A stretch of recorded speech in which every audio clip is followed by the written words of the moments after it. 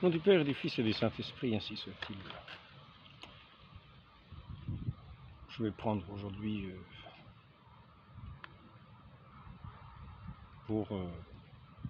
comme réflexion quelque chose qui est au cœur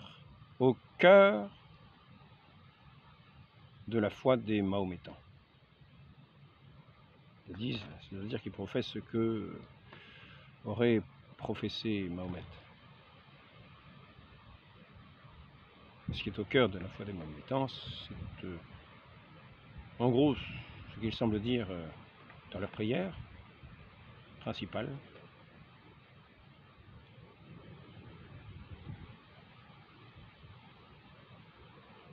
Donc il n'y a de Dieu que Dieu unique, en gros, quelque chose de ce genre, et Mahomet est son prophète. Et ici, donc, je citerai un bout de sourate, un morceau de sourate, un verset de sourate. Certes, Allah ne pardonne pas qu'on lui donne des associés. Certes, Allah ne pardonne pas qu'on lui donne des associés. À part cela, il pardonne qui il veut. Quiconque donne des associés à Allah s'égare loin dans l'égarement.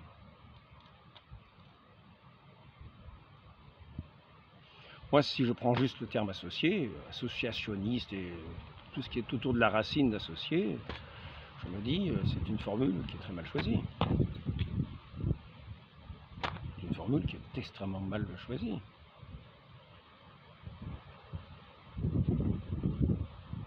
Déjà, quand on parle d'alliance, dans l'Ancien Testament avec les Hébreux, Dieu faisait alliance. Mais j'ai regardé un texte musulman, il semblait dire que, en fait, Dieu avait fait alliance avec tous les prophètes. Il y avait un certain nombre de prophètes, je crois qu'ils en citent 7 en gros. Et avec chacun, il y a eu comme une alliance. Une alliance. Qu'est-ce qu'une alliance? Qu'est-ce qu'une alliance? Sinon une association. Eh oui. Si nous réfléchissons au mot alliance, c'est nécessairement une association.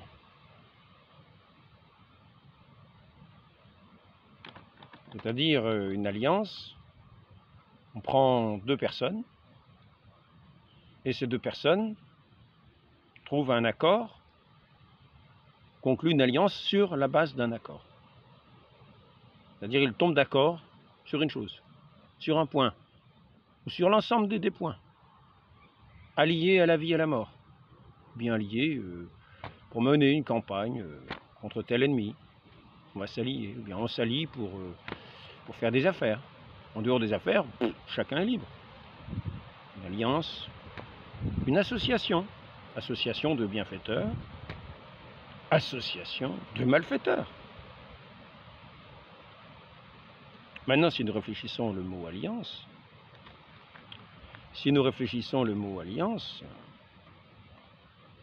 on ne peut pas dire que ce soit une alliance quand on dit si tu fais pas ce que je te dis, je t'écrase. Ça, c'est pas une alliance. On impose, on écrase. C'est une façon d'écraser la volonté de quelqu'un. On écrase la volonté de quelqu'un, on ne tient pas du tout compte de la personne. Si tu ne fais pas ce que je te dis, je t'écrase. Parler d'une alliance, pas une alliance. C'est qu'il y en a un qui est en état de puissance d'écraser, et le seul accord, il conclut un accord et dit tu fais ce que je te dis ou je t'écrase. Est-ce que c'est une alliance?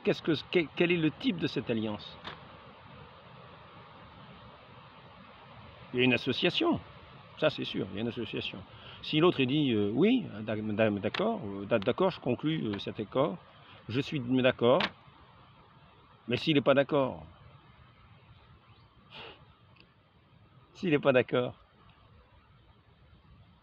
quand on dit tu fais pas ce que je te dis, je t'écrase, l'autre va dire je suis pas d'accord.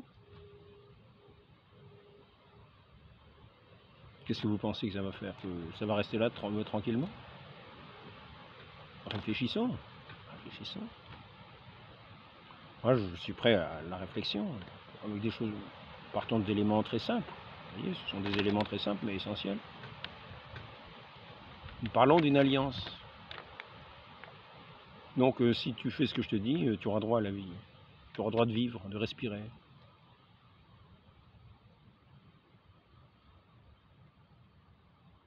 Là, ça va même plus loin. Ça va même plus loin.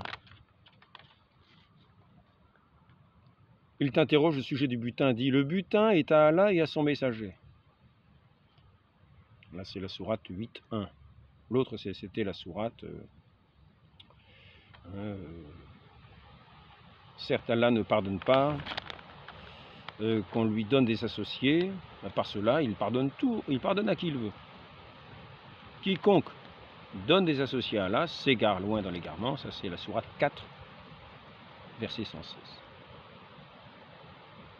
À part cela, tout peut être pas pardonné, mais cela semble assez étrange. Parce que tant qu'on n'est pas entré dans la considération de cette chose-là, on sait bien que ce n'est pas nous, simplement en pensant qu'ils faisons exister le bon Dieu. Donc le bon Dieu existe avant que l'on pense à lui. Même si on ne connaît pas qu'il y a un bon Dieu, lui, il est. Il est. Et il se peut qu'on ait des idoles, qu'on tienne des idoles pour le bon Dieu. Et malheureusement, ce n'est pas vraiment encore donner des associés, parce que ça serait plutôt mettre à la place de Dieu, adorer à la place de Dieu. C'est pas vraiment associé, c'est adorer à la place de Dieu. On adore une idole à la place de Dieu. Alors est-ce que ça c'est pardonné ou pas? Mais quand la personne ne sait rien, pratiquement, toute l'humanité était dans cet état-là à un certain moment, dans un égarement. Car au début il y avait cette alliance entre Adam et son Dieu. C'est-à-dire, tout ce qui est là, vous pouvez en prendre, mais pas de cet arbre-là. Sinon, vous mourrez. Sinon, vous mourrez. Si vous prenez de cet arbre-là, vous mourrez. Mais tout le reste, vous pouvez en prendre. Tout le reste, vous pouvez en prendre. C'est quand même déjà pas mal, quoi. Je ne sais pas, il y a quelqu'un qui nous prévient, attention, il y a un précipice, si tu vas dans ce précipice, tu tombes et tu meurs. Ben, je remercie la personne. Donc, d'une certaine manière, il y a une alliance, il y a un contrat, il y a quelque chose, c'est-à-dire, je peux jouer de tous les biens qui sont dans ce lieu. Par contre, on ne prend pas de cet arbre-là.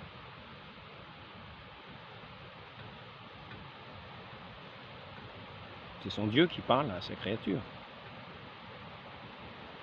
Il l'installe dans un jardin avec des grâces immenses, des dons extraordinaires.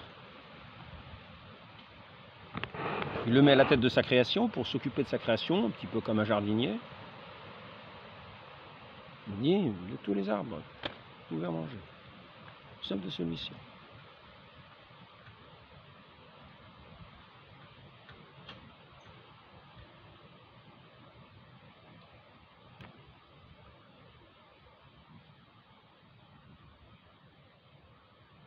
On peut dire que c'est d'une certaine manière une association. Croisser, multiplier, œuvrer à ce jardin de cette création que je fais, travailler mes œuvres divines. Dans cette création, soyez le chef-d'œuvre de cette création, travaillez d'une certaine manière à ma gloire, vous qui êtes, vous que j'ai fait à mon image, en qui j'ai donné cette capacité de me connaître. Je vous ai donné cette capacité de me connaître. Donc à l'origine, jusqu'à ce qu'il y ait cette désobéissance, nous étions dans une connaissance de Dieu. Et puis à partir du moment où nous sommes entrés en désobéissance avec Dieu, nous avons pensé qu'il abusait d'une certaine manière. Nous avons perdu le sens de son amour. Nous n'avons plus cru que Dieu était amour. Nous n'avions plus cru que Dieu était notre Père. Nous n'avions plus cru qu'il nous voulait du bien. Nous avons dit, il veut se garder ses biens pour lui. Il se garde son trésor pour lui tout seul. Nous avons vu que notre Dieu nous a donné le remède. Il nous a donné son Fils, mort sur cet arbre de la croix, dans lequel nous avions pensé nous trouver la vie. Et c'est là qu'il nous donne sa vie, pour témoigner, pour montrer qu'il nous aime. Il nous a donné celui qui était la prunelle de ses yeux, son Fils unique. Son Fils unique, il ne se l'est pas réservé même. Il nous l'a donné pour que nous ayons la vie. Dans son amitié, pour que nous croyions à son amour, que nous croyons à son amitié. Là, c'est une alliance. Scellée dans le sang de Christ. Là, c'est une alliance. On verse ce sang de la nouvelle et éternelle alliance. Tous ceux qui entreront dans cette alliance, eh bien, nous serons dans cette union. Dans cette union, je viendrai faire ma demeure chez vous. Vous serez le temple du Saint-Esprit. C'est une belle alliance. Mais dire, si vous ne faites pas ce que je vous dis, je vous anéantis, c'est autre chose. Notre Dieu nous donne sa vie. Il dit, si vous la refusez, vous n'aurez pas la vie. Vous la refusez. Vous refusez d'entrer dans cette alliance, vous n'avez pas la vie, tout simplement. Vous aurez cette mort éternelle parce que je vous ai créé. Je vous ai créé avec une âme immortelle. Une âme immortelle, une âme, c'est-à-dire qui n'aura pas cette vie de la grâce, qui sera morte à la grâce, mais qui vivra éternellement sans avoir cette vie de la grâce, c'est-à-dire de l'amour, dans un désespoir permanent, total, éternel, parce que vous l'avez refusé. Là, c'est une alliance. Je vous tends ma main, vous la prenez, vous ne la prenez pas. Si vous prenez ma main, nous aurons cette vie dans cette communion, dans cette union d'amour. Si vous refusez de la prendre, d'entrer dans cet accord, dans cette communion, je ne peux rien pour vous. Je vous ai créé pour que vous entriez dans ma connaissance, dans mon amour, dans mon amitié, dans ma grâce. Maintenant, revenons à l'association. Le terme lui-même, si c'est simplement association, le terme est très mal choisi. Parce que qu'est-ce qui n'est pas associé à Dieu? Qu'est-ce qui dans le monde n'est pas associé à Dieu? Tout vient de Dieu. On ne va pas dire que tout est dissocié du bon Dieu. Non, rien n'est dissocié du bon Dieu. Tout vient de Dieu, tout vient de lui, tout est par lui. Tout est pour lui. Dans la plus grande gloire de Dieu, il nous permet d'entrer dans sa gloire. Si nous faisons alliance avec lui, il nous permet d'entrer dans sa gloire. Sinon, ce n'est pas simplement un écrasement. Non. Non, nous serons dans cet oubli éternel. Alors que nous sommes créés pour entrer dans sa gloire. Et il nous donne, nous qui nous sommes écartés, il nous redonne sa main en nous disant, venez entrer dans ma gloire éternelle.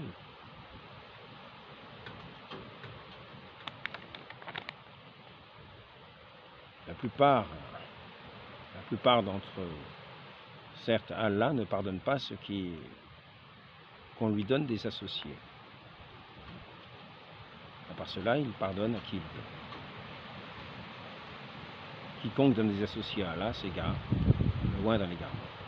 Bien sûr, il pardonne pour toutes les fautes commises en dehors de cela. Quel est le sens de ces paroles? À partir du moment où on se détourne de Dieu, où on ne lui donne pas tout son cœur, c'est qu'on donne notre cœur à un autre. Donc nous nous associons à un autre. Nous avons le cœur divisé. Celui qui aime Dieu n'a pas le cœur divisé. Il a renoncé au monde, c'est ce que nous faisons au baptême, nous renonçons au monde. Nous sommes unis à notre Dieu. Il n'y a pas d'autre alliance. Nous sommes alliés à lui, associés à lui.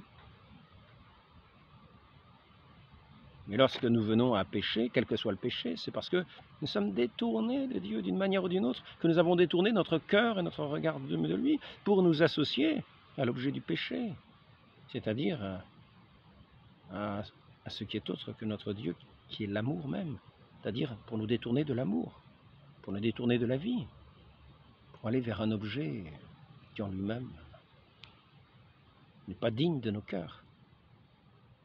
Et c'est vers lui que c'est à lui, à cet objet, qui n'a pas de souffle dans la bouche, qui n'entend rien, qui n'a pas de vue, enfin pas cette vie divine, pas cette gloire divine.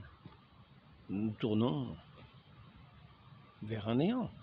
Nous associons notre cœur à un pur néant, à une créature qui est un pur néant. Certes, Allah ne pardonne pas qu'on lui donne des associés. Et par cela, il pardonne à qui il veut. Il pardonne à qui il veut. Vous voyez, j'essaie de réfléchir assez honnêtement. Le terme de la phrase, qui est ici, en fait, se rapporte tout simplement à l'évangile, en fait. Le terme de la phrase, quand on dit associé, ça se rapporte à, en fait, aux chrétiens particuliers. Quand on dit associationniste, c'est pas simplement des choses comme ça, on se détourne de Dieu pour aller vers le péché, parce que tout est pardonné apparemment. Et c'est simplement pour dire qu'à Dieu est associé à leurs yeux un autre. Et cet autre, ils le traduisent par la profession de foi chrétienne. Celui qui confessera que Jésus est le Fils de Dieu, Dieu demeurera en lui et lui en Dieu. Vous voyez, c'est exactement l'inverse. Et il ne s'agit pas ici,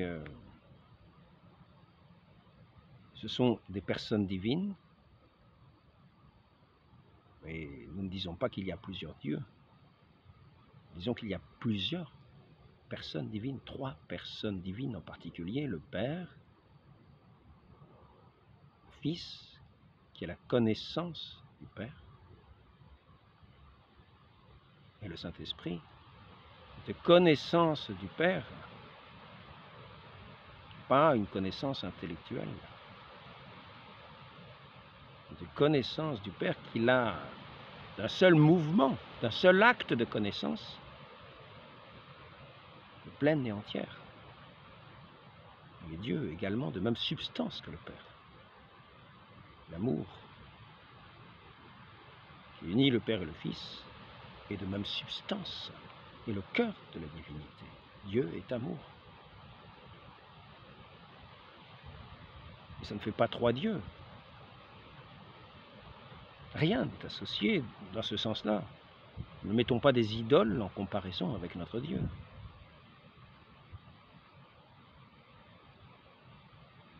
Nous ne disons pas qu'il y a un Coran qui est éternellement la parole de Dieu. Un Coran qui serait éternellement la parole de Dieu.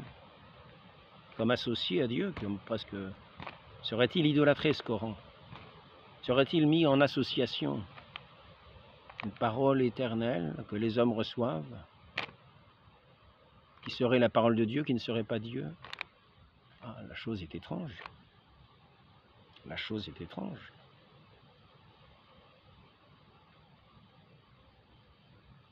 C'est une réflexion sur ce que l'islam entend par association. Quand on dit par exemple que le messager d'Allah, il t'interroge sur le bulletin, sourate 8, verset 1. Il t'interroge au sujet du butin, dit le butin est à Allah et à son messager. N'y a-t-il pas une association? Et pourtant, nous disons un petit peu la même chose quand nous regardons Dieu le Père et Dieu le Fils. Et surtout lorsque nous voyons, parce que tout ce qu'a le Père, le Fils l'a de même. C'est lui qui nous l'enseigne.